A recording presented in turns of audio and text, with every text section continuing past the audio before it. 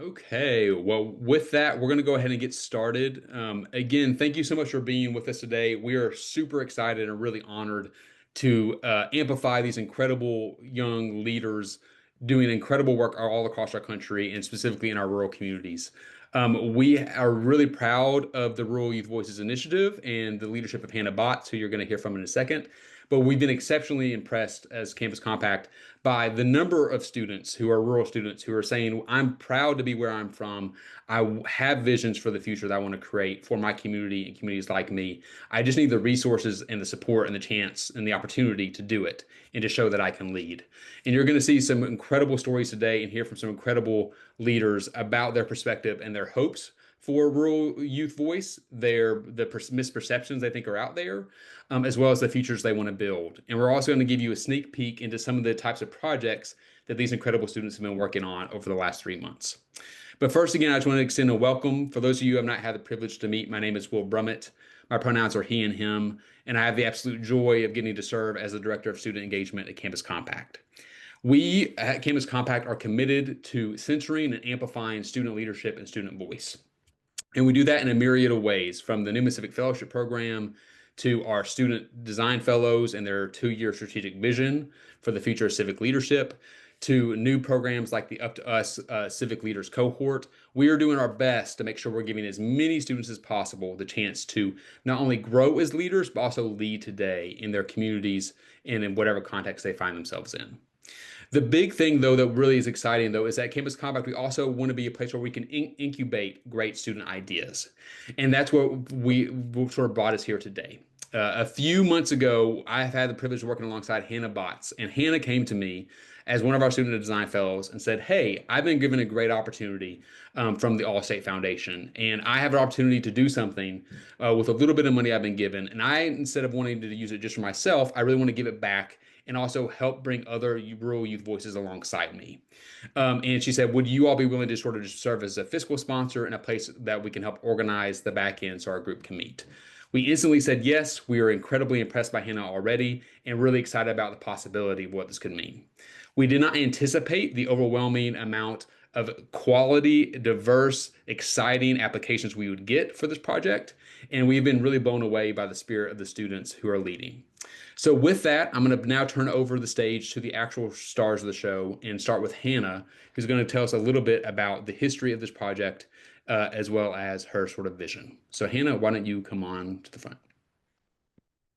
Hi everyone. I want to start out just by saying how thankful I am for all of you being here and for caring about rural youth leadership and for recognizing how essential it is that young people from all communities, especially those that are often overlooked in these spaces, are part of national conversations about democracy and community and change. So to kind of get into my introduction, so my name's Hannah Botts. I've had the privilege of directing this program in partnership with Campus Compact for the past few months now, and I'm also a recent graduate of Center College in Danville, Kentucky. My personal lived experience has like really heavily informed the work that we're doing here, and I also just the values of like this program generally. The Rural Youth Voices Initiative was built on the belief that rural young people aren't just future leaders, but current leaders. And through this fellowship, I've been really, really lucky to witness firsthand like the creativity and resilience of the fellows that you have like in front of you today. So we'll get into a little bit more about the program. So the program itself was launched, like Will said, with support from the Allstate Foundation, and from the very beginning, like Will said, it was designed by youth themselves. I'm 22. I'm a recent college graduate, and I really just can't say enough wonderful things about the Campus Compact generally and organizations that really are walking the walk, frankly, when it comes to actually allowing young people like this space and time and resources to lead. So this fellowship is a 3-month hybrid fellowship that brought together rural students and community members who were aged 18 to 24. Fellows received $500 in funding for like a specific project that we'll get into a little bit later, as well as a personal stipend and then peer support and training to strengthen their ability to advocate within their own communities. But beyond these like individual projects, this initiative is also about increasing capacity and hope across rural campuses and communities nationwide. So now we're going to get a little bit into the challenges that most rural communities face and why this program kind of came to be. So we created this program because rural communities are facing challenges that are often overlooked or deprioritized. There's a clear funding gap between like rural communities and many other communities. Less than 7% of foundation giving goes to rural communities, despite 1 in 5 Americans living in them. And that's not even getting into like age discrepancies, things like that. Young rural folks are among the like least resourced. In America. And I think that rural communities are often also spoken about in ways that makes this problem even worse. So narratives about rural disengagement, like the idea that rural youth particularly aren't civically active or don't want to engage with civic life, can create a cycle where even fewer resources are flowing into these areas, which only deepens these challenges. And then third, rural youth are like often the ones that are most affected by these barriers. They're navigating limited resources and opportunities, and often that leads to young people actively leaving their hometowns, their home environments, because they're just not sustainable long term for their personal or professional growth. We wanted to ensure that the communities that rural youth are coming from are well resourced, and have, frankly, just like the building blocks for like a healthy, sustainable civic life, in whatever form that ended up taking. So the projects themselves that fellows were able to work on were really heavily dependent on the needs that they were able to find within their own communities. To go into the like the goals of the program a little bit more specifically, um, we were hoping that fellows would gain like tangible skills and confidence in community action, and also like confidence with like financial resources generally. These efforts are often underfunded, and like being able to like access micro grants even is like something that I had never really had the opportunity to do as like a young person in a rural community. We were also hoping that fellows would be able to reshape public narratives about rural youth civic engagement, to be able to highlight their individual like strength and creativity and like the leadership that's already happening in a lot of these spaces. So we're hoping to do that. We're hoping to do that firstly by this wonderful webinar with all of you, but also through a series of blog posts that the fellows will be working on over the next few months that we'll be publishing to essentially highlight the work that they've been doing over the summer in their communities. And then our third goal was to allow fellows to build community with each other across state lines, and to learn from their peers and share resources across geographic boundaries. It's often the case that rural communities are pretty siloed, and it can be very difficult, despite having somewhat similar lived experiences, to actually even get into contact with young people who are doing like similar work like, across the country. So together, I would say that these goals aren't just about shifting what opportunities exist for rural youth, but also how rural youth are seen. So getting into seeing the rural youth, who are our fellows? So our fellows represent 12 different states across the US, and each has designed a project, like I mentioned earlier, to fill a gap that they identified in their own community. You'll hear about some of these projects in just a couple minutes, but if you'd like to learn more in depth, you can visit the Campus Compact website, where each fellow and their project focus is featured. And then you can also stay tuned by following the Campus Compact newsletter, where we'll be posting those reflection pieces from each of the fellows starting in December. And to get us started, I would love if each fellow could go around and share their name, their university, and their hometown.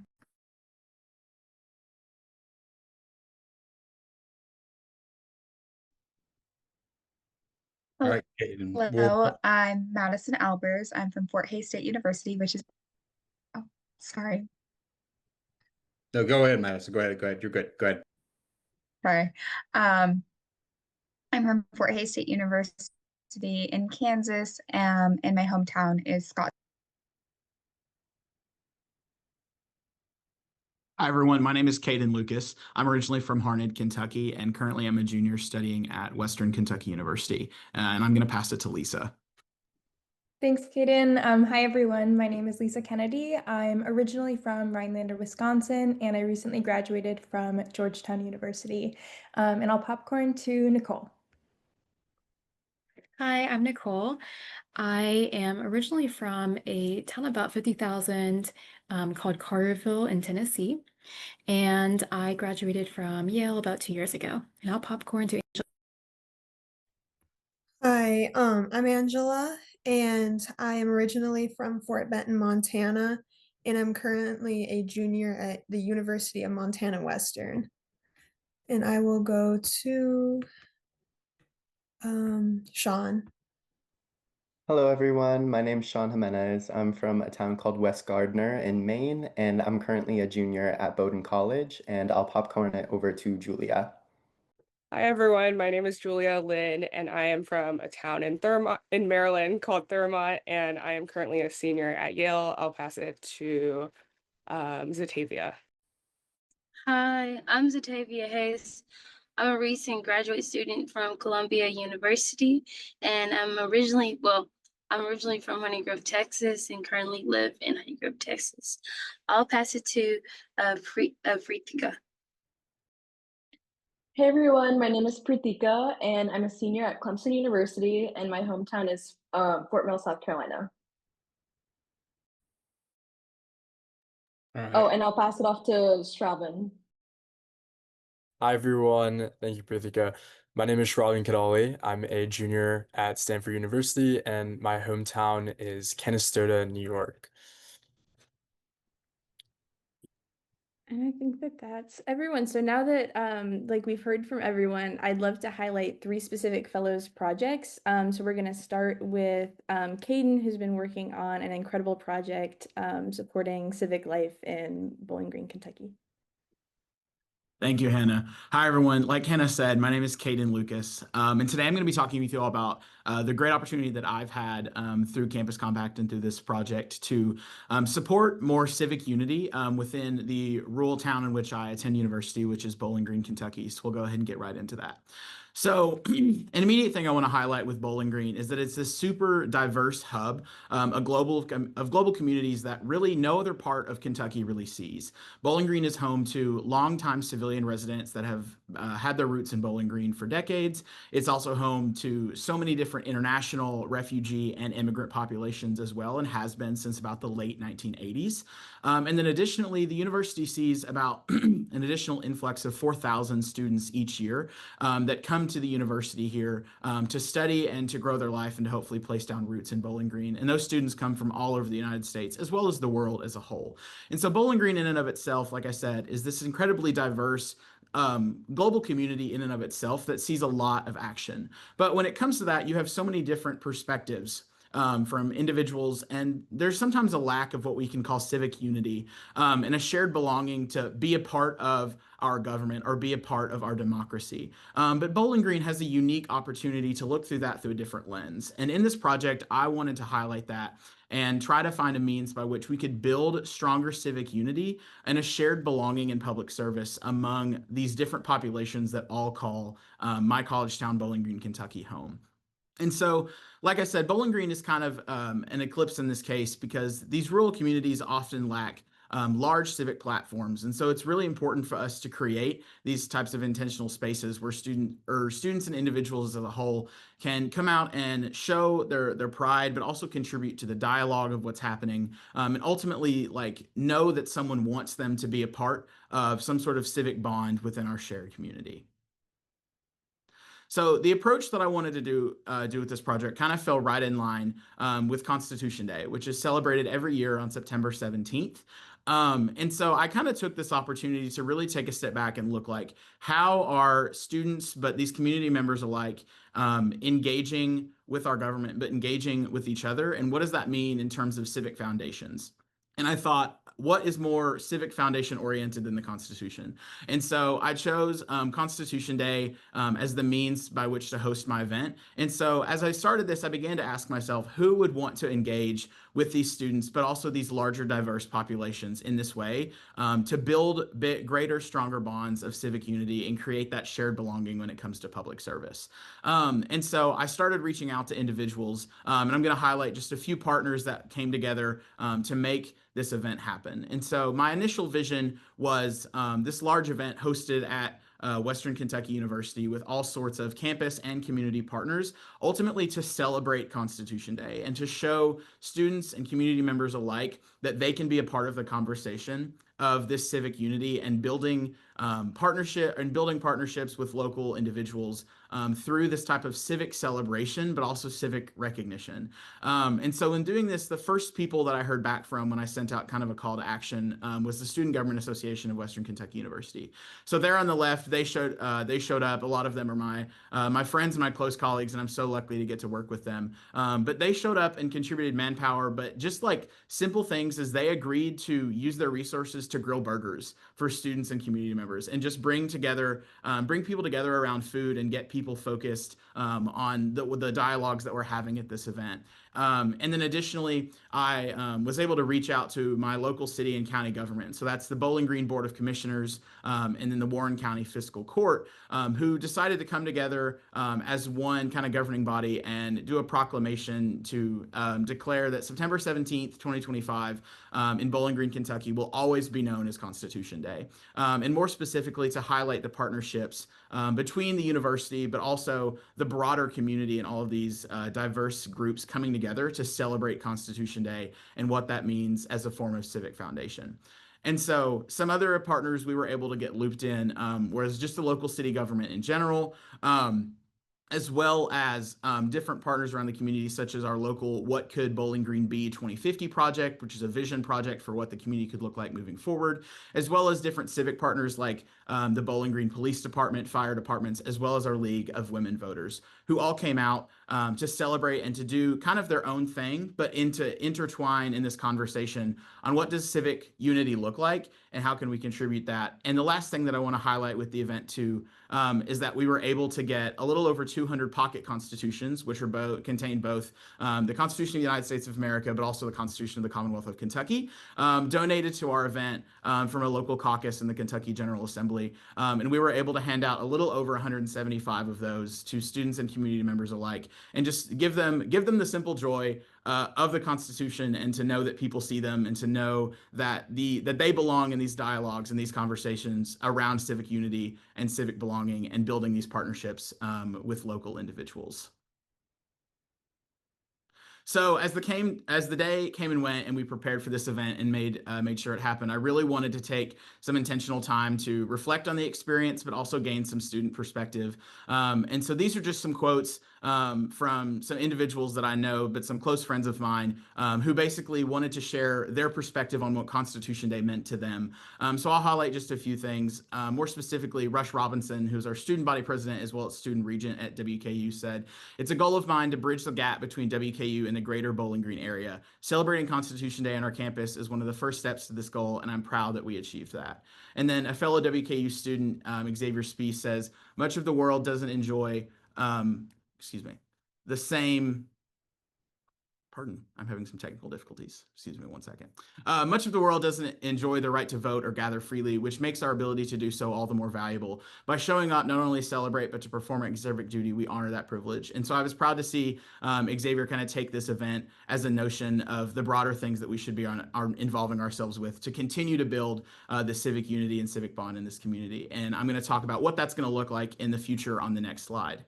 So going forward with this project and the partnerships as well as the relationships that I built, I plan to institutionalize Constitution Day as an annual campus community event, especially now that it has recognition not only by the university and our partners, but our local city and county government as well.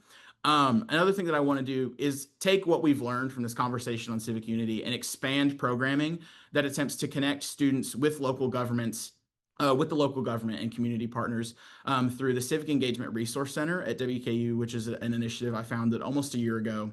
That seeks to connect students and give them the pathways to be involved in conversations, but also careers on public service, and get more of these typically overlooked voices a part of the national dialogue on civics, but just in public service in general. And then one more specific approach that I want to look at is also engaging just rural students in civic life in general, specifically student voting. Voting when it comes to students, especially in rural populations, is at an all-time low in the United States currently. And so I want to take the Hilltoppers Vote Coalition, which is a registered student organization at WKU, by a means to connect students to what it means to vote, but also what it means to just be involved in civic life and hopefully get them to expand their purview on what that looks like. So ultimately, I want to thank you all so much for the opportunity to present this project to you all today and to give you just kind of a brief rundown on something that's very important to me. But I also hope that you were able to imagine what scaling projects like this could look like in the future, from just focusing on student-led initiatives, stronger town-gown partnerships, connecting colleges with the towns that they're in, but also just building, at the end of the day, building sustainable civil and civic infrastructures for what it could look like for more people from broader communities to be a part of the conversation on civic unity and civic belonging in order to get those individuals into pathways to public service. And so I'd love for you to be a part of where we go from here. And thank you so much for listening. That was a spectacular call to action. I just thank you, Caden. It was so powerful to hear how you've been building local civic unity and organizing such an intentional space for folks in Bowling Green. Next, I'd love to welcome Zatavia, who will tell us about her project focused on revitalizing a local park. Hello, I'm Zatavia Hayes, and I'll be talking about my time renovating and revitalizing the Crockett Park in Honey Grove, Texas. Next slide. Just to provide some local context about Honey Grove, Texas, we have a population of around 1,700 residents. The racial demographics of Honey Grove are 63% white, 15% Latino, and 12% Black. The median household income is around $50,000, and we have a poverty rate about 11%, which is pretty modest for the state of Texas. The current issue in the last decade or so in Honey Grove is that the Honey Grove Crockett Park has faced underutilization due to missing valued features and infrastructure.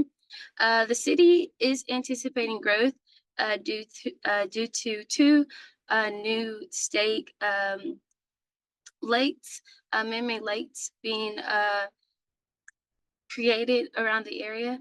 And so making this the park enhancement is crucial for current and future residents.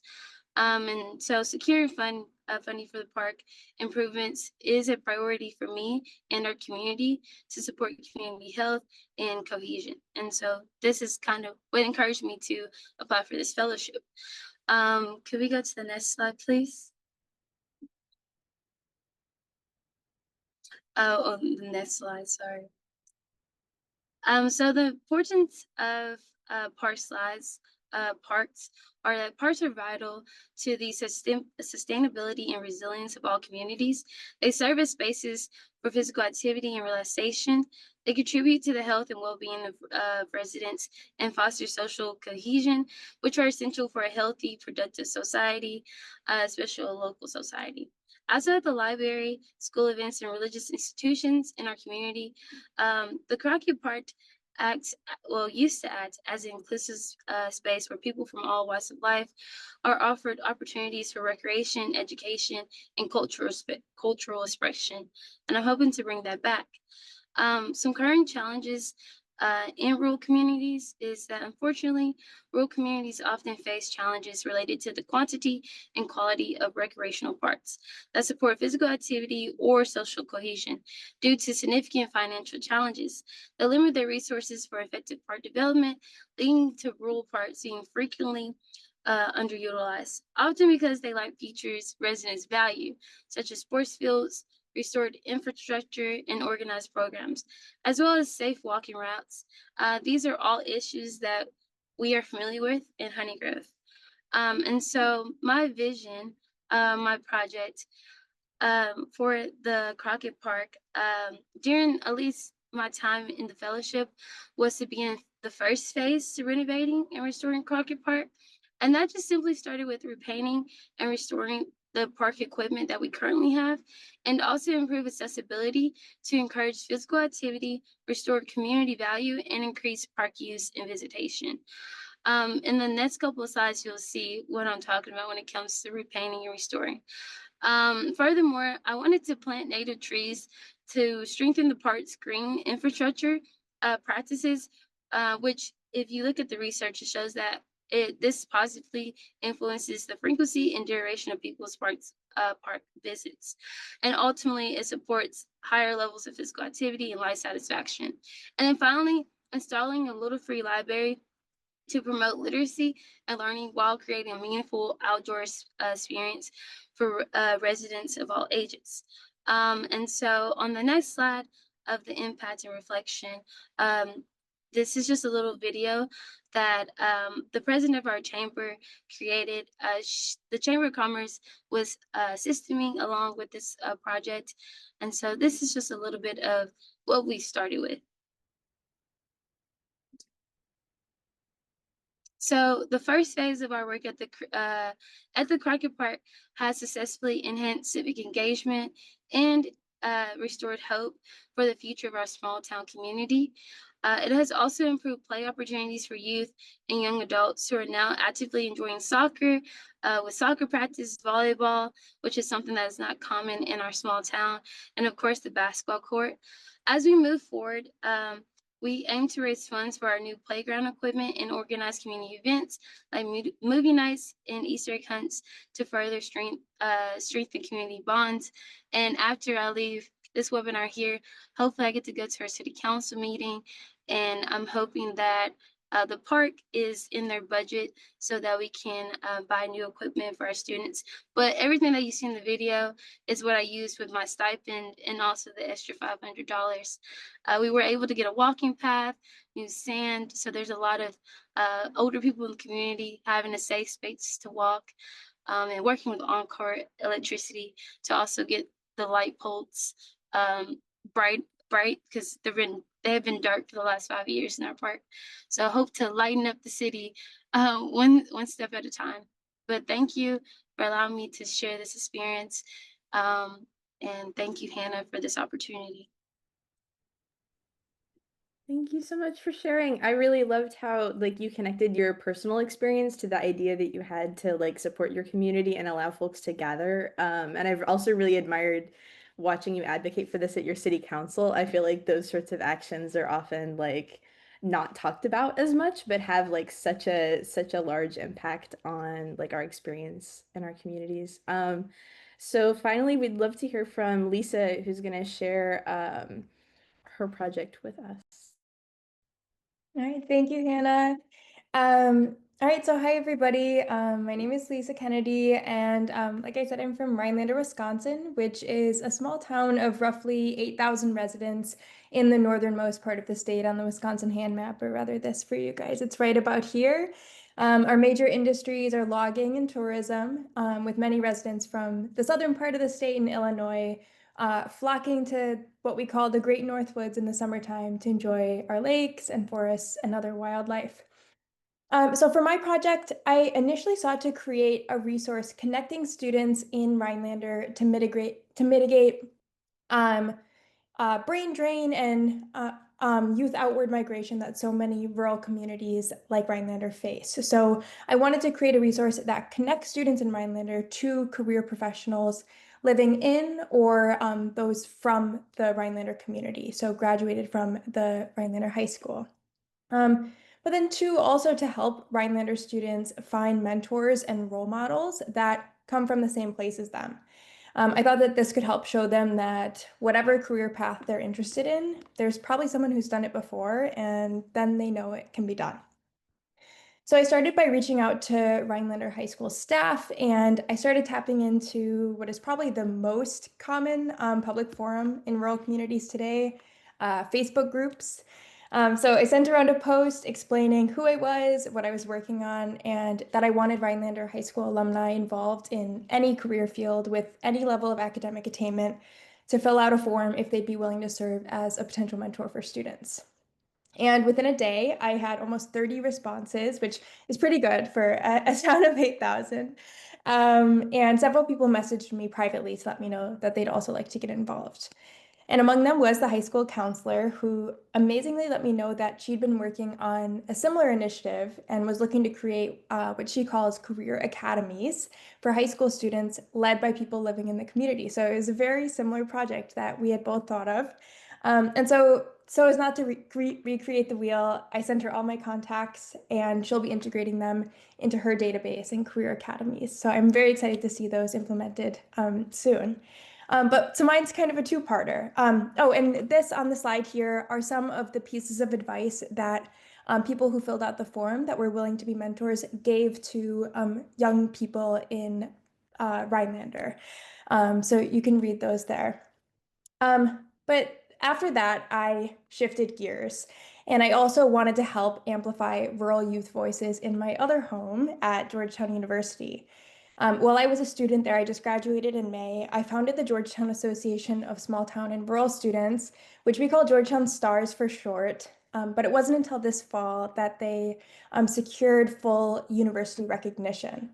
So Georgetown Stars works to create community for rural students on Georgetown's campus, which make up only 5% of the undergraduate population.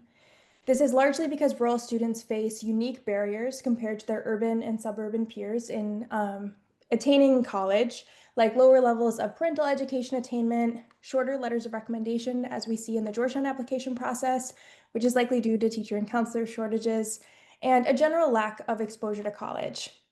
And so I wanted to highlight a bit of the important work that they do to support rural students on college campuses and advocate for increased geographic diversity at colleges like Georgetown. So you can see their Instagram there, which is their primary way of advertising their events and getting people out. And as I'll tell you a bit about in a little bit, this is a picture of the event that we put on earlier this month. So I had the opportunity to return to DC for a weekend just 2 weeks ago. And so I worked with the leadership of Georgetown Stars to organize an event focused on rural student belonging and activism on campus. And so we had an event with new and returning members alike, though as you can see, we've always been a small but mighty organization. And we discussed all sorts of things about being a student from a rural area on a city college campus and being in the nation's capital. And we kicked things off with one of my favorite activities, introductions, where everyone shares where they're really from. So obviously we did that today because we're in an awesome rural space where people doing rural-centered work can connect with each other. But as people from rural areas may know, you often have to describe it in relation to the nearest city or a vague distance marker. Like I always say, I'm 3 hours north of Madison or 40 minutes from the Upper Peninsula of Michigan. So instead of saying things like that, we said the actual town and talked about some of its quirks and character. So that small shift in how we introduced ourselves sparked a wave of conversation and connection. And we immediately began bonding over our shared experiences and some regional similarities we had with one another. For many, it was the first time, especially for our first year students, that they felt like their rural identity wasn't being brushed aside or explained away on campus.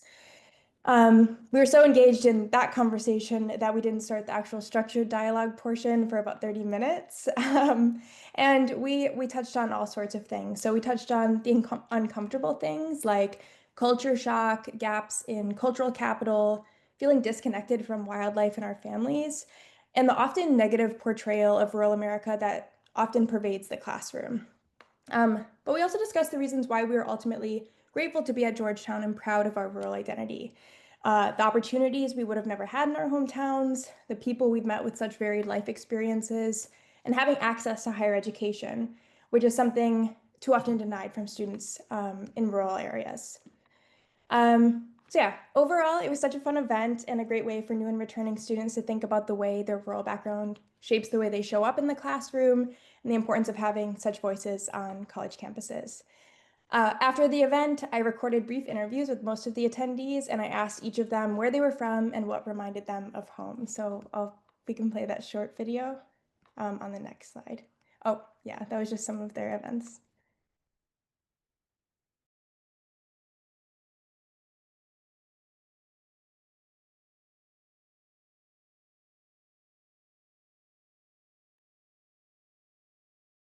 I think there might be a problem with the audio. I don't know if it's just me though.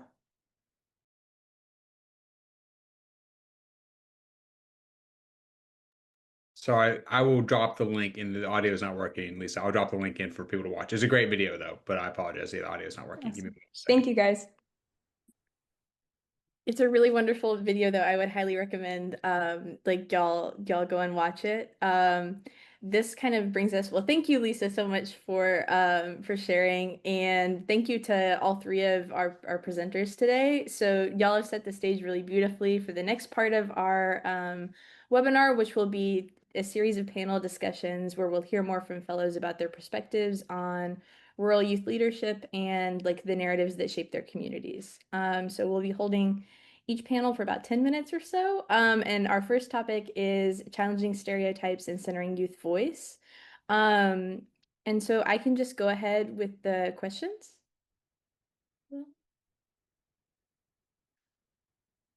So our first question would be, what are some common misconceptions about rural youth or your community? Anyone feel free to answer.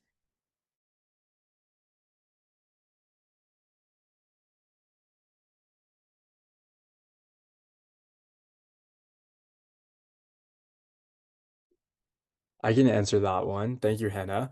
Hi, everyone, again. My name is Shravin Kadali. Um, so I grew up in a small town called Canastota in upstate New York. And one thing that I think is a common misconception about rural youth is just culture.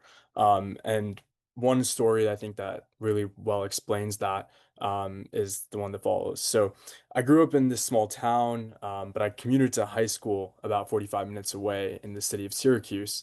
And it was a recurring joke in my friend group to refer to my community, which was called the village of Canastota, as the dirty sea, because their perception of the town was limited to muddy tractors driving down the roads, which isn't false, but also like a slew of drug busts happening, as harrowing as it sounds, overdose deaths being pretty frequent, and kind of mobile homes being scattered throughout the community. So, the town that I'm from, the village of Canastota, it has its problems. The county of Madison County has its problems, but ultimately they don't those problems don't define the spirit of the community, and they definitely don't define its culture.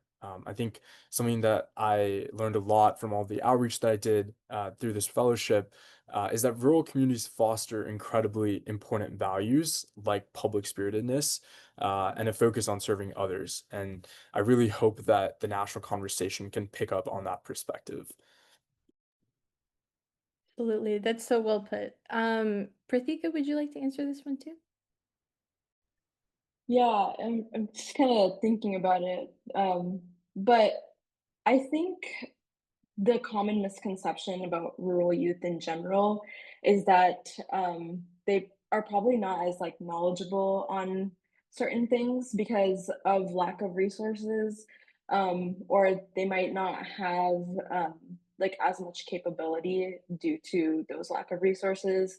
I just think that there is a like passion and awareness there in these rural communities, but I think also another thing is like specifically with civic engagement, because I know that's what Campus Compact is about, is that rural youth are not as involved with civic engagement or wanting to create policy change. So I think that's the narrative around that. And I also think one thing that I want to touch on is not just a common misconception that other people think of rural youth, but I think there's also a common misconception among rural youth, like us ourselves, thinking that we might not have enough resources, which is why this fellowship is such a good opportunity for us to really speak out and take it as an opportunity to create something that we want in terms of change on the civic engagement level. I'm a math major at Clemson, so I didn't realize my passion for public policy until towards like the end of my junior year. And that's what I wanted to kind of do more with like working with communities in terms of civic engagement. So yeah, I mean, I just think that there is not just a common misconception like on the outside of rural youth, but like internally as well in terms of policy. I think that misconceptions are that no, we can actually create change when we're given that opportunity to just speak up and present ourselves. That's so well put. And I think that just to add to that, like rural communities aren't really a monolith and sometimes they're presented as such. And so I think that the geographic diversity of this group and the diversity in projects is really, really interesting and compelling. So kind of moving forwards with that, like the next question is what is one strength in your community that you wish people outside your state recognized? And Angela, if you could get us started off. Yes, I'd love to answer that question. So I'm from Fort Benton, Montana, and it is a population about 1,000 people. It's a retirement and farming community, which it doesn't sound very exciting. It doesn't sound very, like open to new ideas, but I've watched farmers in my own family adapt and change and have the ability to take in whoever. And so that's a big strength that I've found in my community, just to have one another. And outside of my state, I think there's a there's a common misconception that we're kind of shut in and we don't really like to go outside of our state. And I think it's really important to realize that I've found so much community within this small state, and I'm so happy to be here. And often folks like just don't have the resources necessary to be traveling a whole bunch and things like that. I know that that's something that I've heard a lot too. I would love Madison if you could answer this question as well. Yeah, so I'm Madison. My rural community, Scott City, Kansas. So we are also an agricultural corn, wheat farming community. Um, and I think one strength that's really missed in that community is one, the diversity of opinions and thoughts, because leading back to the first question, like a common misconception is that we don't know what's going on besides our little teeny town, and we all are a monolith of thought.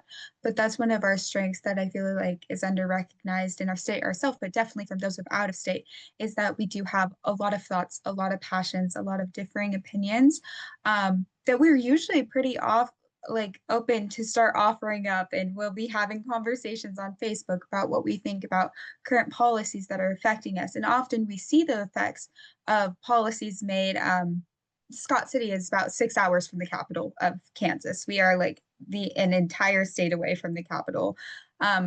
But sometimes we're some of the most immediate to see some of the effects of legislation that's happening because we already do have that lack of resource. So when those are cut or changed, we're often left scrambling because we already have such a small pool of community members and people and businesses to rely on. So, and it's often that, because of financial strains, resource strains, that many legislators or change makers in my state and other states can't come out to these communities and see what amazing ideas they have and innovations they are making with the lack of resources that they have, and the ways that they're still continuing to innovate and grow their small town and take pride in all that they do and have those important conversations. So I would say that's definitely one strength that is under recognized. I totally agree. I think that like the ingenuity and like almost like scrappiness that is kind of like inherent to a lot of these communities is really, really wonderful. And so my last question for y'all, if anyone wants to just like hop in with a quick answer on this one, about how this fellowship has shaped the way you talk about or advocate for your community.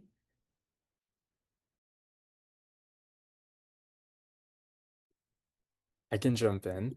So I have had a lot of conversations with mentors working in kind of rural advocacy, rural empowerment over the course of this fellowship. And one individual told me this piece of advice, which I've since kept pretty close to me, which is about how to frame this concept of rural empowerment and how to communicate it to young people.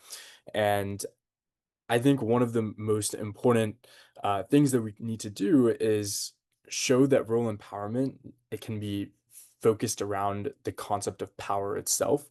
The power of what is possible, the power of what can be, and the focus can't just be about what rural communities lack or what they cannot measure up to with regard to suburban or urban communities. And while those issues need to be acknowledged, setting our focus on what rural communities already have and can build upon is really important. Mhm. Absolutely, and that's so eloquently put.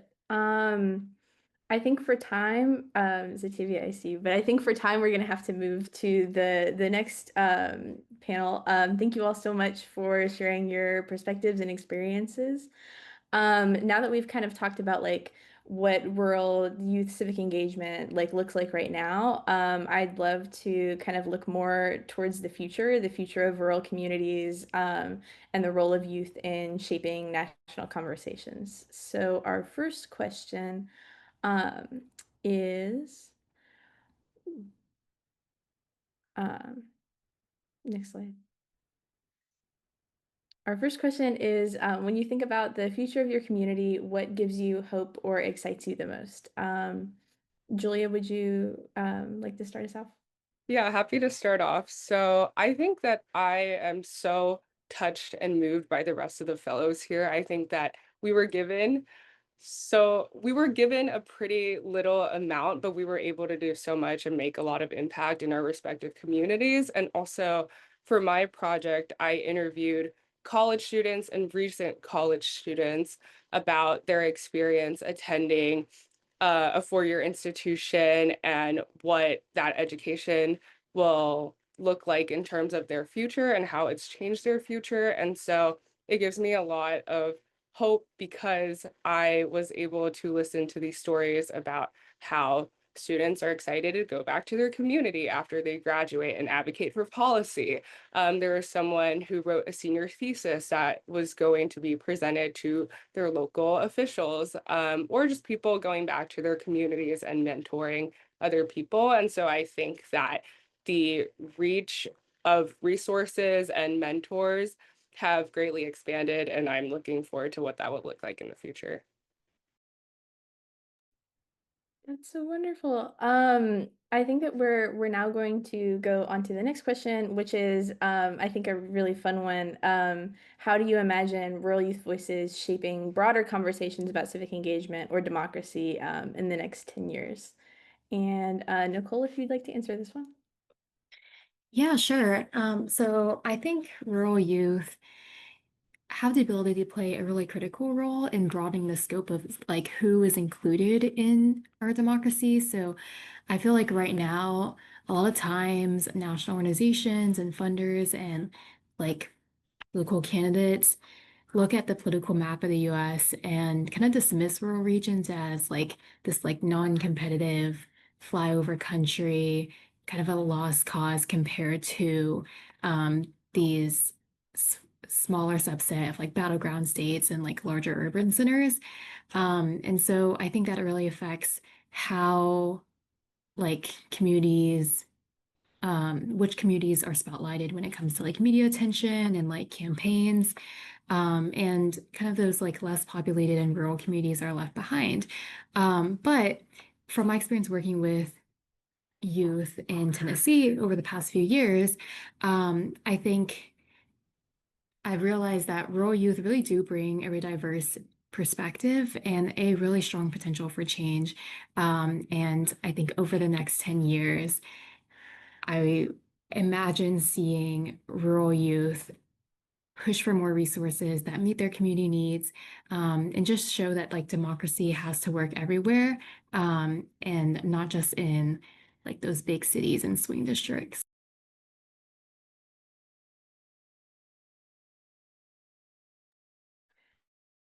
Absolutely, and I think that that's so well said.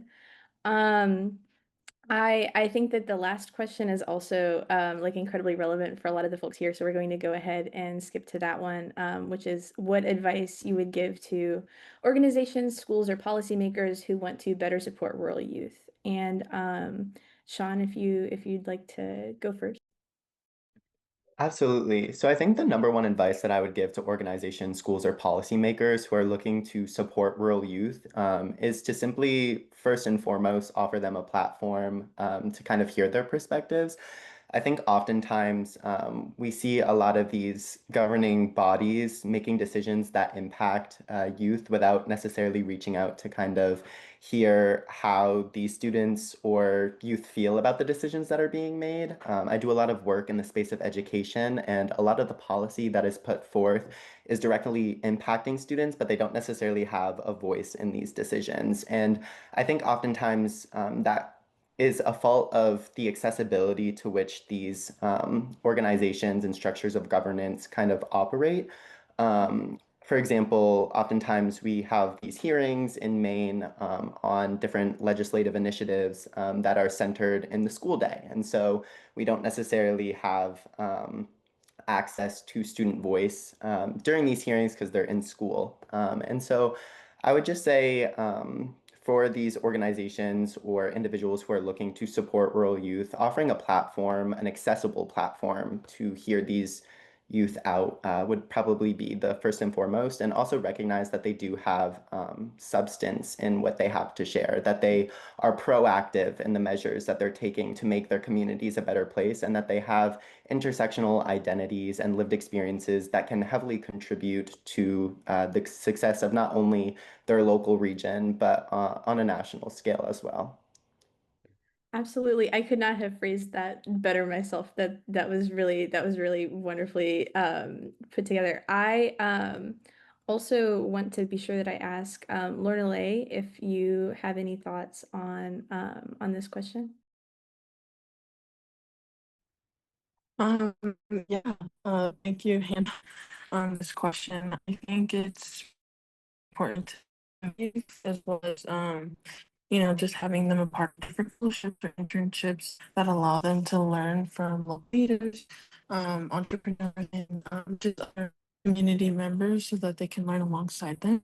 As being able to involve them because they are not only our future, but they are going to be the future want to be within our community. Like it's really keep them involved and give them a voice in that platform so that they can understand we're here to support them and also, their future aspirations and careers. So yeah, thanks for that question, Nina. Absolutely. I do want to have like just a little bit of space for folks to say any like final words, like any of the fellows, if there are any questions that like you didn't get, but you want to like add something, like feel free to unmute.